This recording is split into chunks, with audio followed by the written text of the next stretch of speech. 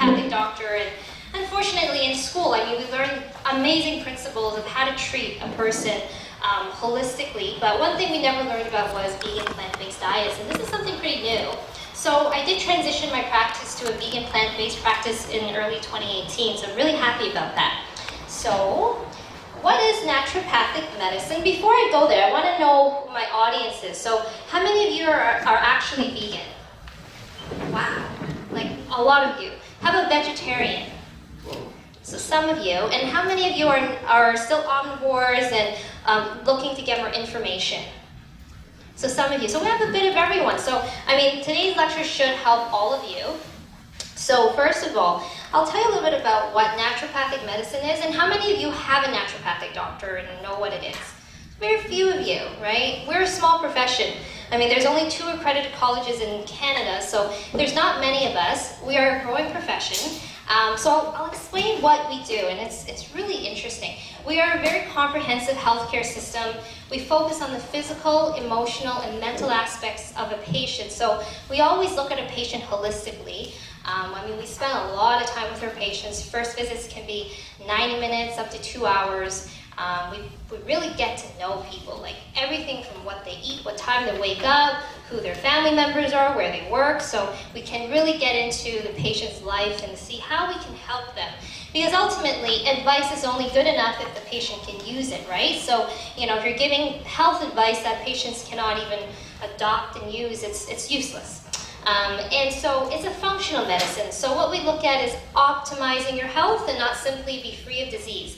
One of the favorite quotes that I know of is, health is not simply the absence of disease, right? It's about optimal health. And I tell people, if you're not feeling 8 to 9 out of 10 every single day, you can do better, right? So I want to talk about that as prevention, optimal health, and naturopathic medicine incorporates scientific research, conventional medicine, alongside with holistic medicine. So some of the traditional medicines that nowadays, it's funny, you see a new research come up about probiotics, about how great it is, when really we've been using probiotics for hundreds of years. So a lot of the old medicine is coming out now as if it's new, but it's not new, it's actually old. And so we really look at that, and we also want to make sure everything we do is evidence-based and not simply based on beliefs and traditions. And so, you know, everything we do is backed by good science. And we look at the root cause. What is really causing a patient's health ailment? Often it could be completely unrelated to your symptom. You know, someone comes in and they have a headache. It may have nothing to do with your head, right? It could be actually something that you're eating. It could be a food sensitivity. It could be a chemical sensitivity, and I had that when someone was actually a sensitivity to mold that they had in the house, and they would have these chronic migraines. So it's really interesting. So what treatments do we offer? Okay, we do lots of things. So we are trained in conventional medicine, which means we do physical exams like family doctors. We can do blood tests. The one thing we can't do is send people straight to, let's say, a specialist, ultrasounds. That you still have to go through your doctor. We're trained in traditional Chinese acupuncture and cupping, herbal medicine, plant-based nutrition. Again, that's not taught in the college at the moment. It's holistic nutrition that we learn. So plant-based nutrition is something that, you know, I've really worked on obtaining. Homeopathic medicine, dietary and lifestyle counseling, which is huge. So no one leaves the office without a good dietary and lifestyle counseling session. I'm also certified in intravenous and infusion therapy. For those of you who don't know what that is, it's high-dose vitamins that are infused through the vein. So we do use that for a lot of conditions, especially chronic, really ill patients. We do vitamin injections, NES therapy, and lab testing, as I said. Whether you're vegan already or not, it's really good for you to know one thing. What are the health benefits of being a vegan? Okay, so this is based on the Adventist Health Study 2, which is a huge study since 2002, based on 96,000 subjects, and it's an ongoing study. It's an incredibly done study. You can look at it online. All the research is there, and to date, these are the stats that we see, and they're remarkable. I mean, the science is undeniable. So first of all, vegetarian men have on average 9.5 years longer lifespan. Women, 6.5 years. We're talking about reduced mortality risk by almost a decade in men when you adopt a plant-based diet. 75% lower risk of hypertension. Vegans rank the lowest in BMI, which is body mass index. So when we're talking about dealing with obesity, diabetes, I mean, lowering our BMI is very important. We have 32 to 42% less risk of heart disease, 62% lower risk of diabetes. So we're talking about the leading causes of mortality today, which is heart disease, diabetes, obesity, you name it. A vegan diet is by far the most ideal diet to be on. We also have 19% lower risk of cancer, 52% lower risk of kidney disease. And what they have found was most people with kidney disease is contributed due to the heart disease and the diabetes. So when you reduce your risks of those two big issues, you also see a lower risk of kidney issues. 72% lower risk of diverticular disease, which is a gastrointestinal disorder. So we're looking at everything gastrointestinal, like Crohn's, inflammatory, irritable bowel, so many issues are actually better on a vegan plant-based diet. So the bottom bullet is inflammation. So you guys may have heard of the word, and you hear inflammation. What is inflammation? Well, inflammation is common in every single chronic health disease, including Alzheimer's, heart disease, diabetes. And what they have found was vegan plant-based dieters have the lowest inflammation. So overall, you can see that vegans have a lower risk of mortality. And this is just one study. There are multiple studies going on that show very similar results. And if you look at the blue zones in the world, right, the blue zones are areas where people live the longest. One thing in common is they all eat a highly plant-based diet with very little animal protein. So are those not good reasons to be vegan, right? But common myths, and these are concerns a lot of people have about, I don't know if I should go vegan, I don't know if it's good for me, maybe it's not right for me, and these are just a few things I get all the time. Number one, there's a belief that vegans are more nutrient deficient than non-vegans, and hence we have to take supplements. How many of you have heard of that? Vegans are weak, vegans, you're gonna need multiple supplements and so forth. Second is vegan diets may not be healthy for you in the long run. And I had a few people come up to me yesterday who said, I've been a vegan, I'm thinking of going back, right? And I said, how come? So they said, I don't know, I don't feel very healthy, and I said, hold on a minute, it's not about you being vegan, it's probably because you're not on the right vegan diet. I always tell people, being vegan is step one. It is important that you adopt a healthy vegan diet and lifestyle to maximize and to get those health benefits that we see in the research. Number three, B12 and iron deficiency only occurs in vegans, right? We've heard that. Or some people are just not suitable to be vegan, or I feel worse on a vegan diet, it must be because there's no animal protein, and I don't get enough protein as a vegan. This is important because this is for all patients. We are not educated in nutrition. Most people learn their nutrition from commercials, right? Who has learned nutrition in school?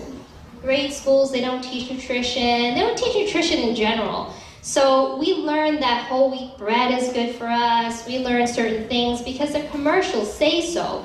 But, that's not really what the research says, and we really have to learn this. It's not something that we just kind of adopt. So, being a healthy vegan does take some research, right? You do need to study it a little bit, but it's not hard.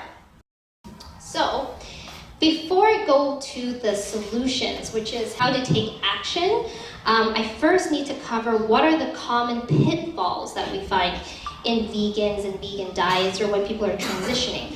Number one is not doing your annual checkups. Like, how many of you have done your annual checkup within the last 12 months? So like 10% of you? Okay, so many of you have not been to the doctor. Take advantage of your OHIP. We are very lucky here. We have coverage. So please make sure you all go for your annual checkup. Even though you may feel like you're really healthy, you don't have any health issues, the key is we need a baseline. Okay, before you start anything, you need a baseline. How are you doing today? What is your cholesterol like? What is your blood pressure like? We need to know right now what it is. And so that moving forward, we can track you. You know, every 6 to 12 months, how are you looking today versus 5 years ago? We can start seeing trends, because this is part of the whole prevention, optimal health, is we want to catch things early before they start skewing way out of normal.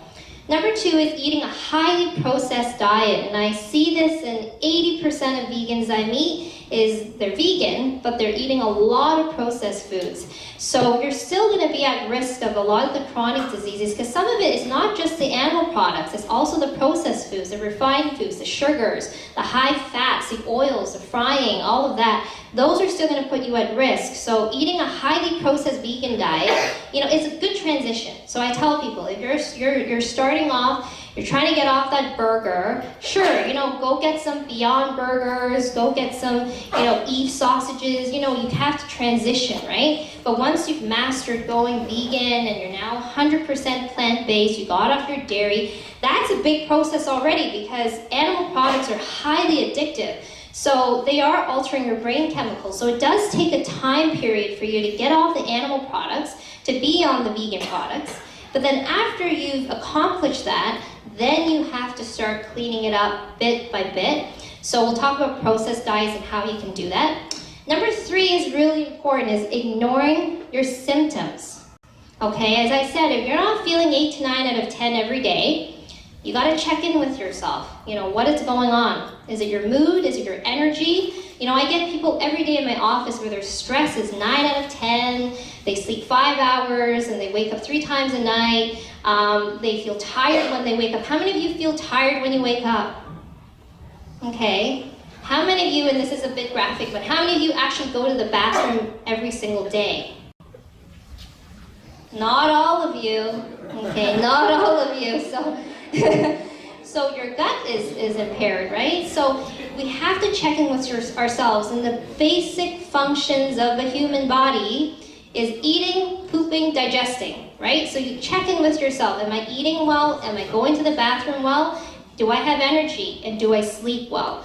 And if anything in those 4 categories are nothing but your best, then you know it can start affecting your body. Those are your basic bodily functions.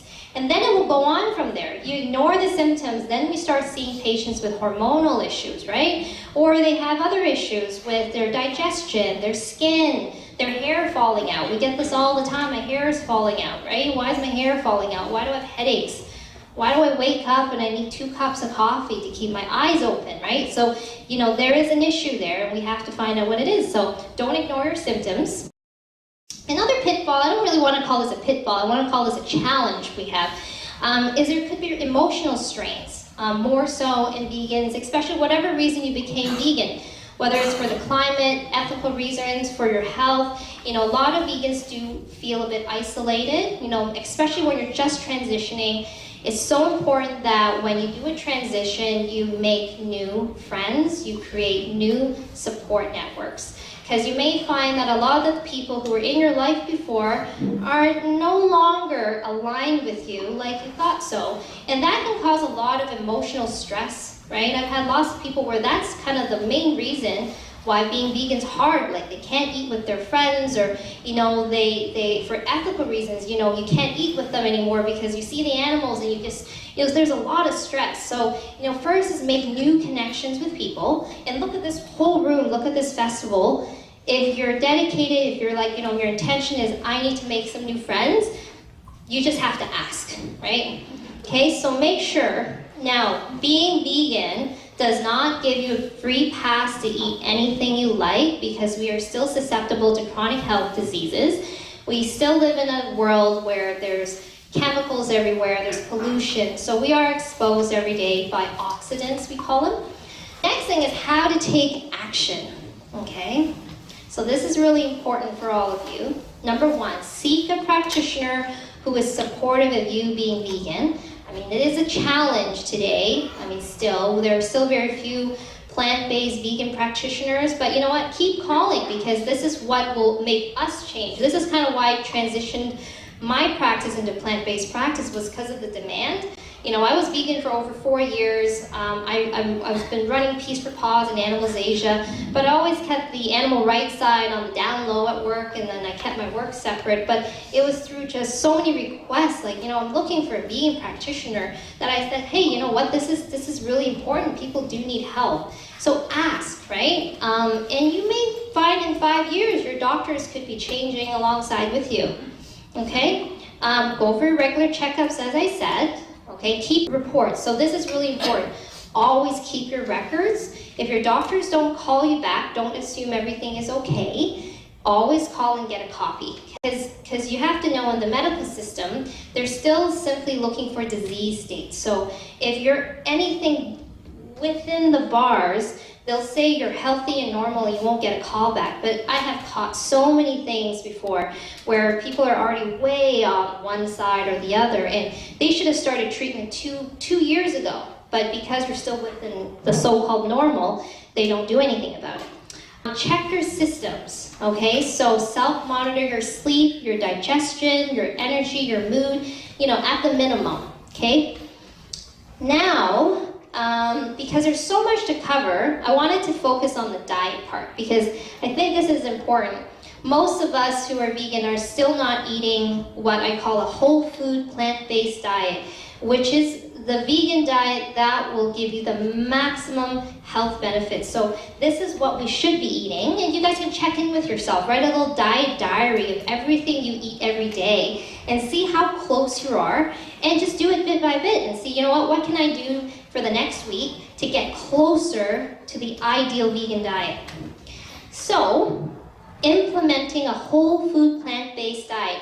It's a lot of vegetables, okay? 8 to 10 servings of fruits and vegetables every single day. Obviously, if you're a little smaller, you're a little bigger, you can go up and down these amounts, but 8 to 10 servings of fruits and vegetables, 2 servings of beans and legumes. Do all of you eat beans and legumes every day?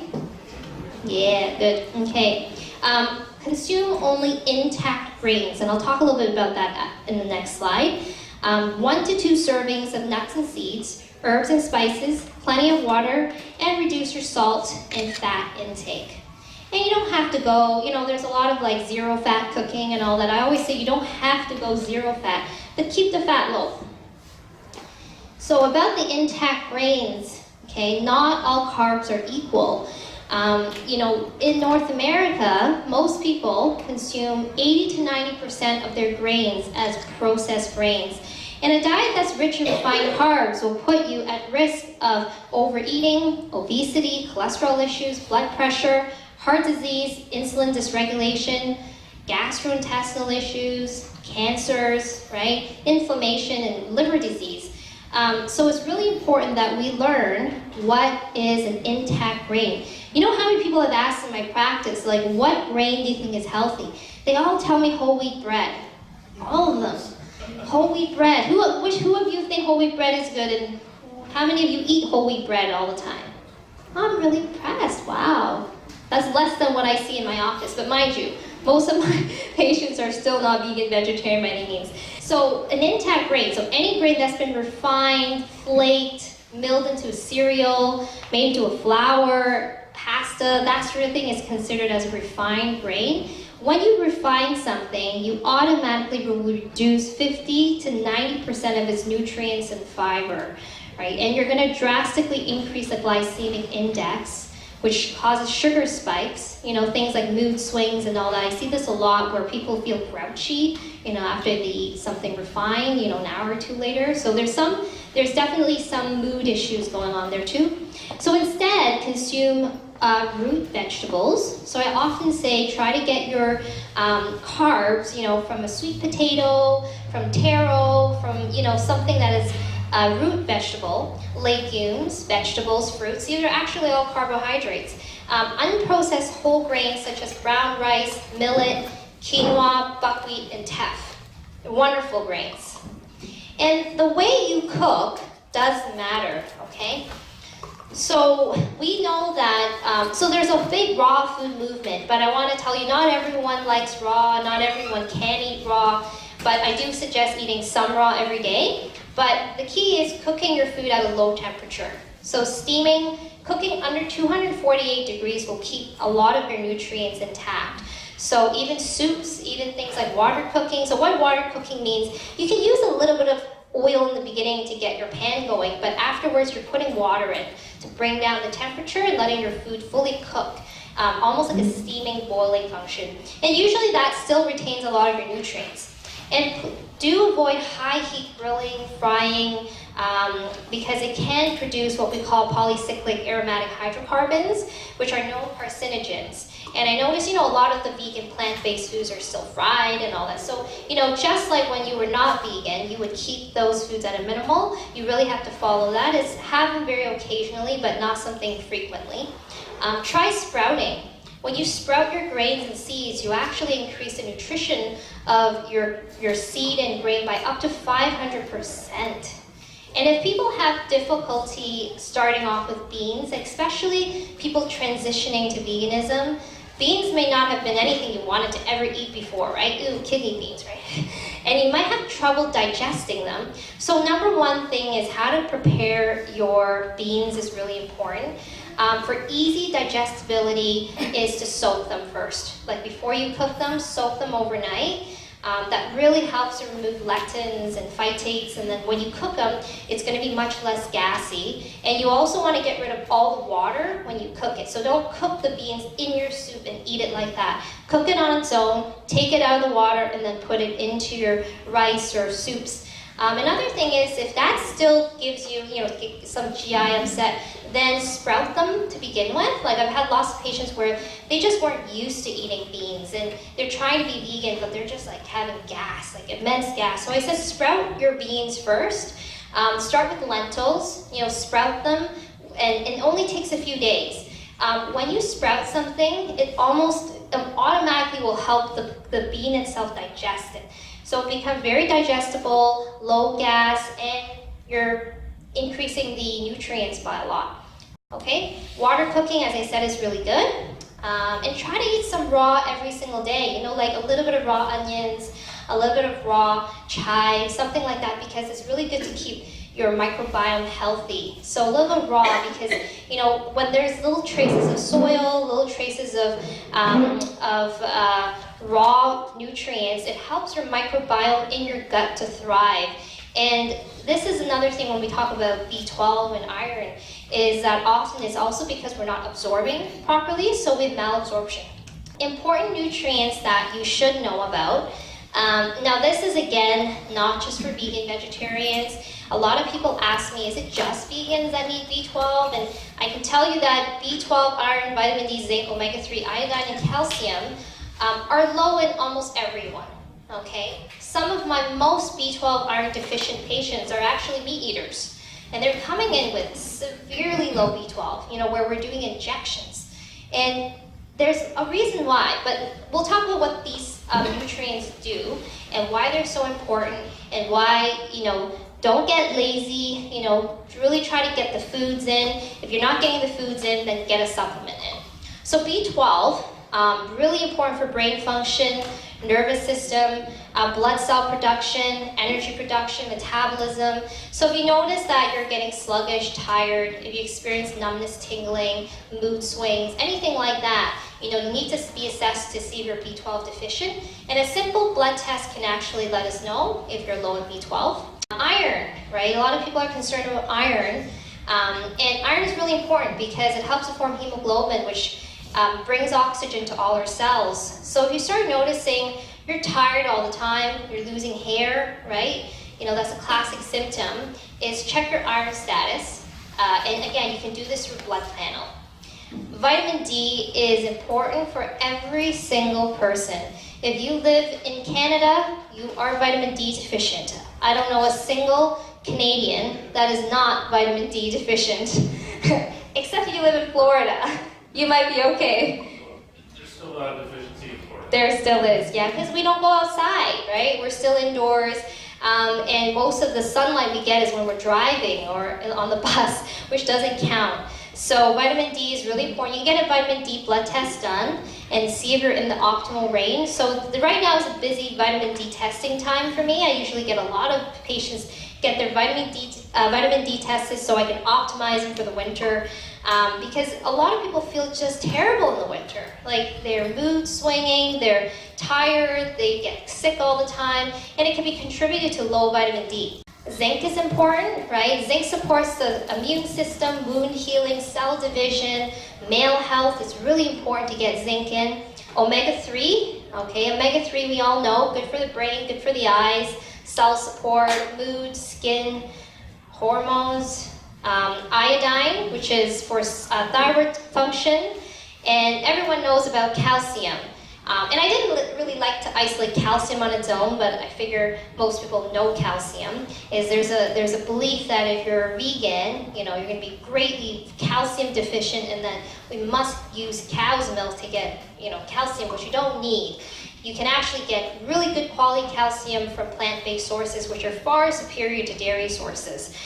So for those of you who are vegetarian, who are looking at getting rid of dairy, please do. I mean, dairy is the #1 most inflammatory food that you can obtain. And when I treat patients with autoimmune, arthritis, eczema, things like that, I mean, the #1 thing we get out first is dairy. There's so many things about dairy, we can talk an hour about it. But transition over and you can get your calcium from plant-based sources, okay? So, where do you get these nutrients? So, B12, there's not a really reliable food source at the moment because B12 is actually from bacteria in the soil. So what happens is most of our food's washed, also soil depletion. Soils are now treated with a lot of chemicals and herbicides, pesticides. So I mean, the amount of B12 that we're getting from our foods is really poor, and that's why most people that I test are B12 deficient. And so it's important that you probably will need a B12 supplement. As to how much you need depends on your starting amount in your blood. So if you're really low, you may need more. If you're pretty good, you may not need as much, because some of us will absorb B12 better than others. If you're a very poor absorber, then there's probably something going on with your gut function that we need to optimize. And some people need to start off with B12 injections first, and then move on to the sublingual oral form. Iron, lots of good sources of iron like cashews, pumpkin seeds, lentils, mushrooms, peas, string beans, prune juice, nuts and seeds. Lots of the dark green leafy vegetables will also have iron. Vitamin D, of course, the best way is to get natural sunlight. So it's hard here because from the fall till the winter, the way that, I'm not very good with how the earth moves, but it's the way that we're positioned. Even when we're outside, the sun ray hits the skin at an angle that doesn't really help us manufacture vitamin D. So it's just naturally in Canada we're going to be deficient. So you do need to take one every day, and dosage again depends on your starting amount. But for sure, between fall to winter to spring, I suggest vitamin D supplementation every single day with a fatty meal, or something with fat, like even with a handful of nuts is good enough. Some people are fine in the summer, depends how much you're outside and what time you're outside, but some people aren't. If you have an office job and you're inside 9 to 5, by the time you're out it's sun setting, you may not even get enough vitamin D in the summertime. Zinc, lots of food sources, tofu, hemp seeds, lentils, oatmeal, wild rice, squash and pumpkin seeds, quinoa, black beans, peas, spinach, mushrooms, avocados, and so forth. So the list is there. Lots of great sources of zinc. Omega-3 is great. Get it from flax oil or walnuts, chia seeds. You can also now get vegan omega-3s that are made with algae. And then there's iodine, which you can get from seaweed. So eat some kuzu, eat some kelp. Try to incorporate it as something regular in your diet. Throw in your soups to get the iodine. And with calcium, lots of the dark green leafy vegetables are great for calcium. One thing to note though is that things like spinach, Swiss chard, and beet greens, you don't absorb the calcium as well as some other greens like broccoli and kale. So the different greens do kind of have a difference. So I went through that pretty fast, which is great. I left you guys time for Q&A. Do you guys have any questions? And I want to hear what your concerns are. We have smoothies at home, but we don't have the vitamins. Mm-hmm. Does that take the nutrients away? If you're under 248 degrees, you're still going to keep a lot of the nutrients, so I wouldn't be too worried about that. And actually, when you blend something, it releases a lot of the nutrients out. But the key with smoothies and juicing and all that is, the key is to drink it right away. So you know, some people like to do it the night before, or they go out and buy something that's pre-made. Within 30 minutes, the nutrients start to oxidize very quickly, so it's more so important you drink it. And you know, don't leave it on for like 3 minutes or something. You can also give it breaks so that it doesn't get too hot, because I know something like the Vitamix can get really hot, right? But that's usually if you repetitively keep it on for like over a minute. But you can actually take a break, let it cool down a little bit, or just add some ice. Yeah. Yes.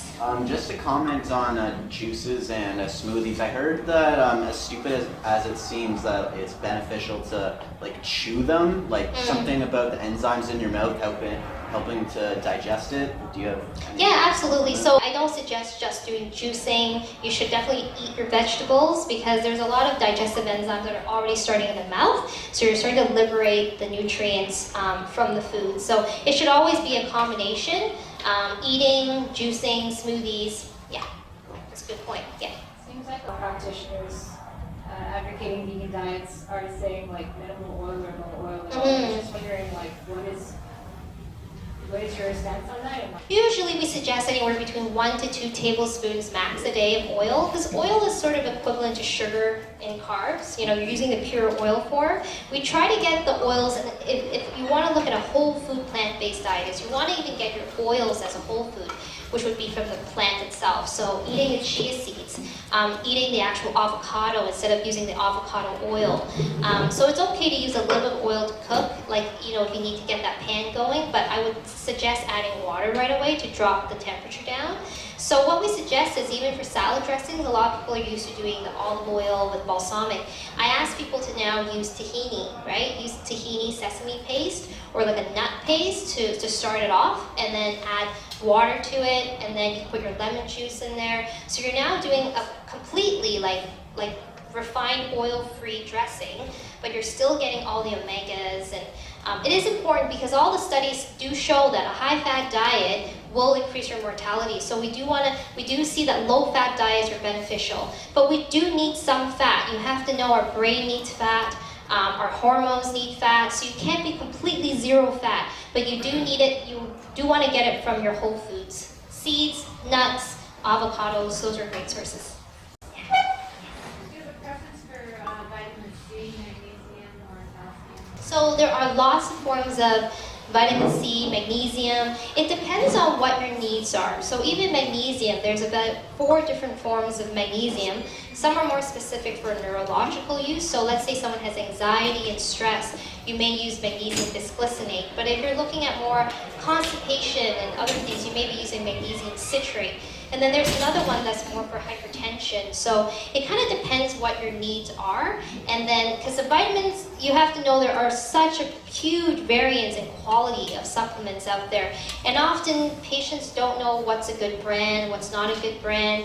I still have lots of patients who go to Costco to get their supplements, which I don't suggest. I mean, they've done studies on some of the supplements. They're just not very absorbable. So what we try to suggest are companies that have third-party testing. So which means they've hired a company that's not associated with them to test their products and make sure they're absorbable, they're dissolvable, right? Even dissolvability has been an issue with some supplements where they don't even dissolve properly, so you won't be getting much of it, right? The form also depends on you, right? If you have a great digestive tract. So for instance, calcium, if you're a young female or male under 30, you got a really strong stomach, you can just do a plain calcium carbonate with magnesium and vitamin D, like a basic combo. But if you're older, usually what we see is the acid content, the pH starts to increase in the stomach. You might need a calcium citrate form. So it depends on your age and what your needs are. And someone, if you have a good health professional like a nutritionist and naturopath, they'll go through and see, you know, what forms of vitamins are beneficial for you. Yeah. Yes. For someone with hypothyroidism, is broccoli kale still a good form of calcium? Or Yes, because I mean, there's a whole thing about goitrogenics, and if you have hypothyroidism, you should avoid cruciferous vegetables. It's really quite silly, I can tell you. It's not true. I mean, because when you're eating the vegetable, it's going to have other nutrients that balance it out as well. So I still have all my hypothyroid patients continue to eat the goitrogenic foods, but they'll space them out. So I don't suggest eating like 4 cups of broccoli a day, but they may have a little bit, but then they'll have non-goitrogenic foods on top. And especially if you're already being treated for it, like let's say you're on medication or bioidentical hormones and your values are stable, then you don't have to worry so much. Yeah, but they're beneficial, so I would still incorporate them. Maybe not at the very, very beginning. Like if you're full-on hypothyroid and you're really struggling, then maybe for a brief period of time is get your values normalized, and then you can bring them back into your diet. Can you have too many supplements? I know sometimes in health stores they recommend a lot of supplements. I need this type of supplement. They say you can never have too many, your body just expels it. Is that true? No, that is not true. And I do have patients who come in with garbage bags full of supplements, and it is a bit worrisome. You know, number one is it depends on what supplements you're on. If you're just going to a health food store, you have to know that they don't know what you're taking. Right? There could already be trace minerals in your other supplement and you don't need them again. So they could already be there. I mean, the studies do show that the whole food, plant-based foods are the best sources of your vitamins, not supplements. But the supplements are important if you're not getting it from your diet. So I don't advise people, you know, being on a million supplements, because then you might think, oh, I already gotten my vitamins. I don't have to eat as well, which is not the right way to think. But also, certain vitamins can accumulate in the body. Okay, so if they're lipid soluble, like vitamin D, vitamin A, vitamin K, vitamin E, they can actually build up in the system. Iron can build up in the system, even plant-based iron. So everything can be too much. And so you do want to be cautious and not overtake certain things, because you, number one, may not need it. You may be wasting your money. And it is a lot of stuff for your body to digest, right? Especially if you're starting to feel nauseous or you start feeling some heartburn or discomfort, then you have to reassess what you're taking. Yeah, but I don't believe that statement that, oh, nothing is ever too much. Everything can be too much after a while. Yeah, no problem. Yes, in the back? What are your thoughts on nightshades?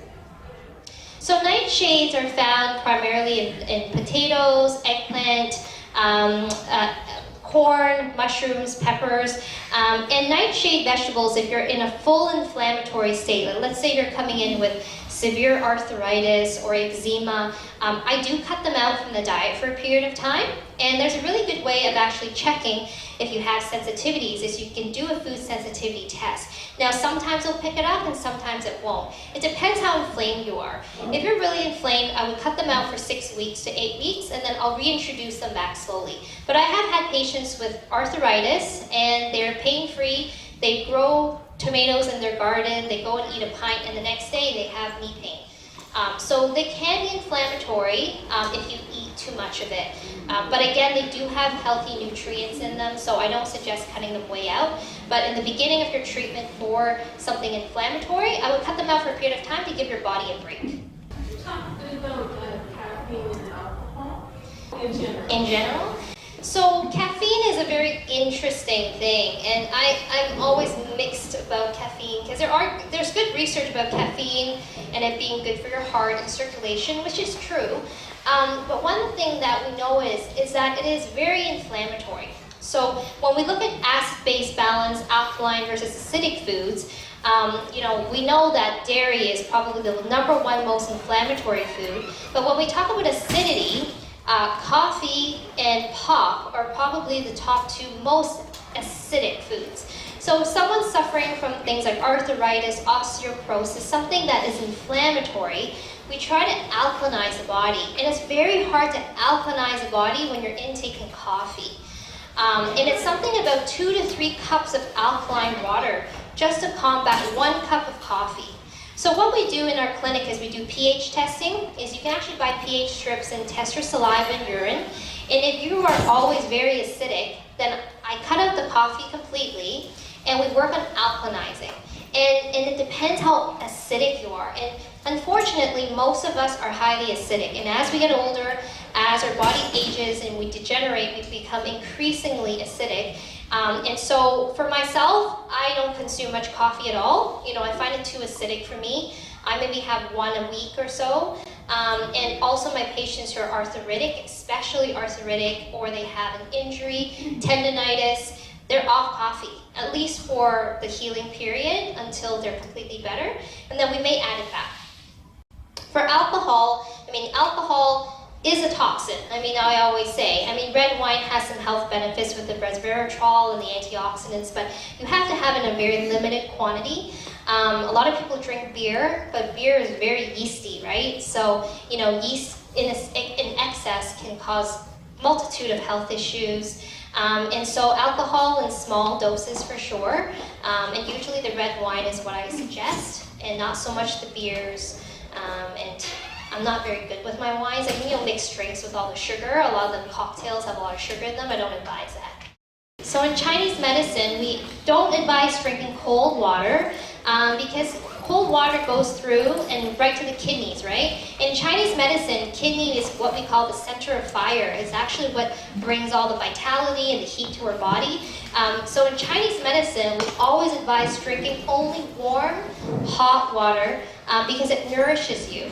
When you drink cold, it impedes your qi and blood circulation. So this is a bit of Chinese medicine terminology.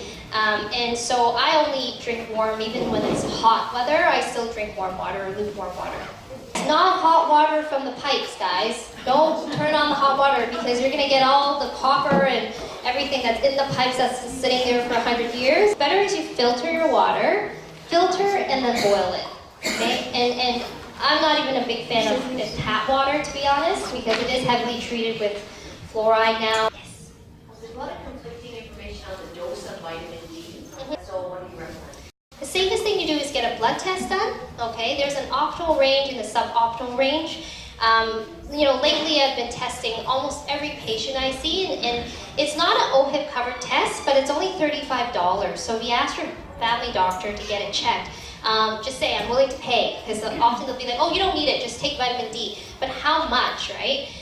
The dosage is huge. Like it can range from 2,000 to 10,000. It depends on what you're at. I've had some patients recently with vitamin D so low that I'm putting them on 10,000 IUs a day. And some people are very sufficient, so they're only on 2,000 to 3,000. So it depends on your starting amount, but the average adult, let's say the average adult, need about 3,000 IUs per day during the fall and the winter. And depends what their levels are. If they're good, they can get off of it in the summertime.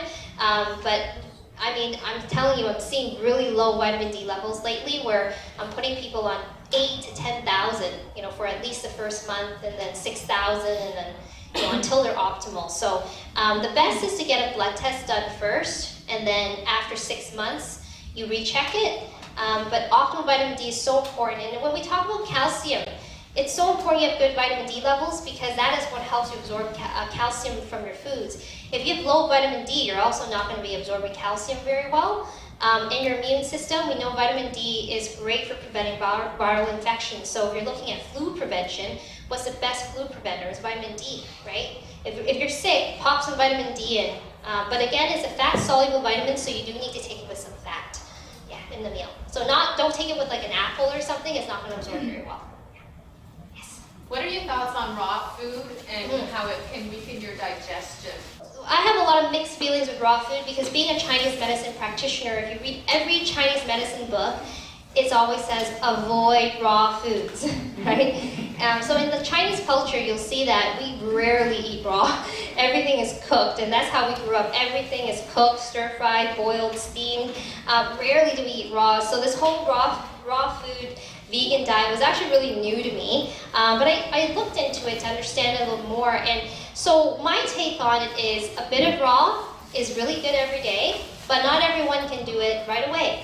If you have a very weak digestive issue, especially if you have IBS, inflammatory bowel disease like Crohn's, and your digestion is really weak, I find that often we have to cook the foods first.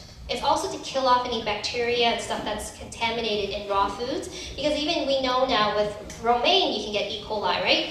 So you have to be very careful, and you have to train your body to eat raw, because not all of us are good with raw. It also depends ethnically where you're from. Like being Southeast Asian, I mean we have not for generations eaten much raw. So what I noticed was I wasn't digesting raw well. Like it would actually make me feel tired and cold, right? And so it depends on your constitution. And in Chinese medicine, it's really cool because we look at every person, you have a unique constitution. So you could be a cool person, someone could be very hot and warm, some people can be very damp, right? And I find that cool, damp constitution people have a hard time eating raw. And you have to incorporate it slowly. You might even have to put some ginger in when you juice, just to warm up the drink. And what I suggest sometimes is actually warming your drink a little bit. So like if you're Vitamixing, Vitamix it a little longer to warm it up a little bit, because that might help your bowels to digest it better. In Chinese medicine, people who, let's say, we call it spleen qi deficiency, have a very hard time with raw food. Right away they get, the phlegm in the throat, they feel tired. But I find people who, let's say, originated from the tropical zones, like Jamaicans, like Caribbeans, they can do a lot of raw because they're used to it. Like, I think it's also partially, I'm not sure if it's genetic, but it could be they've been trained even as a kid to eat a lot of raw.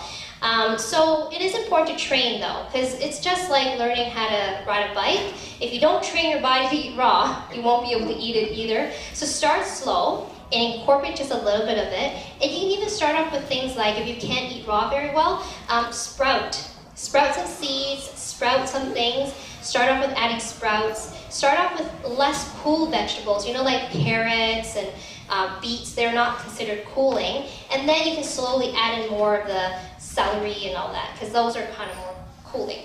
Yeah. Yes? You haven't mentioned fermented foods very much. Yeah, fermentation is great, yes.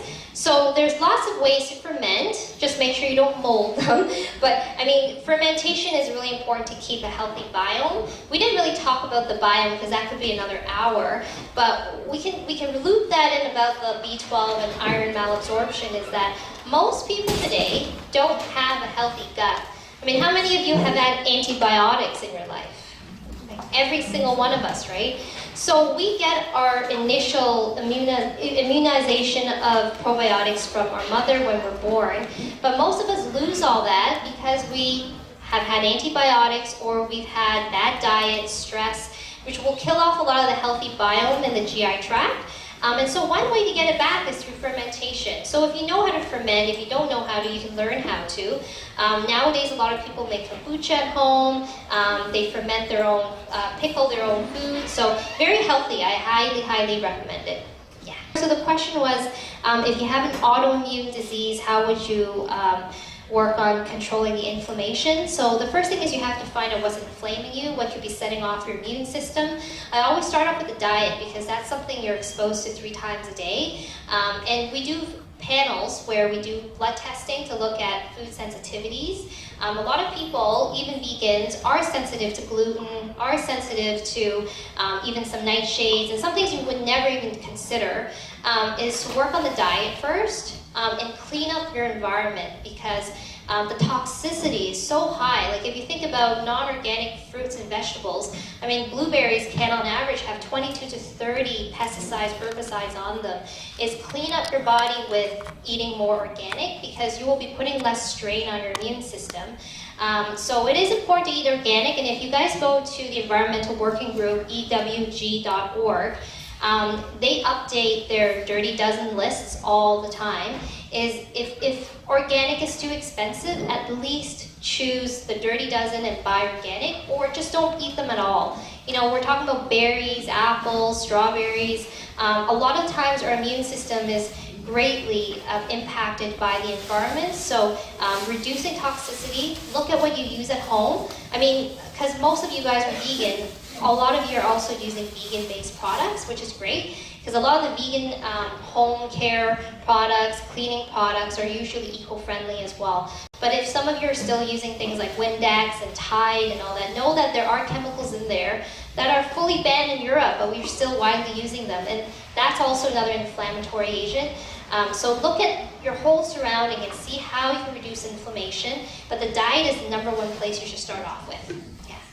And one thing I didn't really touch on because it's a bit complicated, but it's parasites, yeast, and bacteria. As a lot of people do have an accumulation of parasites, yeast, and bacteria. which can really trigger the inflammatory response. So part of the healing the gut part, like people with leaky gut, IBS, inflammatory bowel disease, is you have to eradicate all of the stuff from your body, eliminate the inflammation, and then you repair the gut. And we usually use things like herbs and all that to help to heal the gut lining. Yeah. Probiotics, right? The naturopathic community as a whole, my experience and the experience of many people I know is being that wheat is really pushed. It is true. I mean, it's really sad, and that's why I thought, I really have to educate my own colleagues as well. As in the naturopathic college still, we learn a lot of holistic nutrition, but not vegan plant-based nutrition at all. It's still very new. A lot of my colleagues are learning things like paleo and keto and all of that. And it's really unfortunate, and that's why starting in the fall, I'm going to be starting to teach a course at the Canadian College of Naturopathic Medicine on plant-based nutrition. So I hope they receive it well, because that's my goal, is to educate my own professions in plant-based eating and how important it is. But you're absolutely right. Like, I've had a lot of patients transfer to me because their own naturopathic doctor suggested them to be on a paleo diet, or you can't survive without meat. I've got that before. And I think it's lack of education. We're really not quite there yet as a whole medical community. And so, we have, now we have great experts, right? Dr. Josh is here, right? That's Dr. Josh, and he's from Hippocrates, and you've been a huge leader in teaching plant-based medicine, and so, I think it'll be our responsibility to try to educate our fellow colleagues on this, but I know it's challenging. A lot of people think as a naturopath, they should be fully supportive of veganism, but no, we're not quite there, hopefully soon. We're good, the time, great.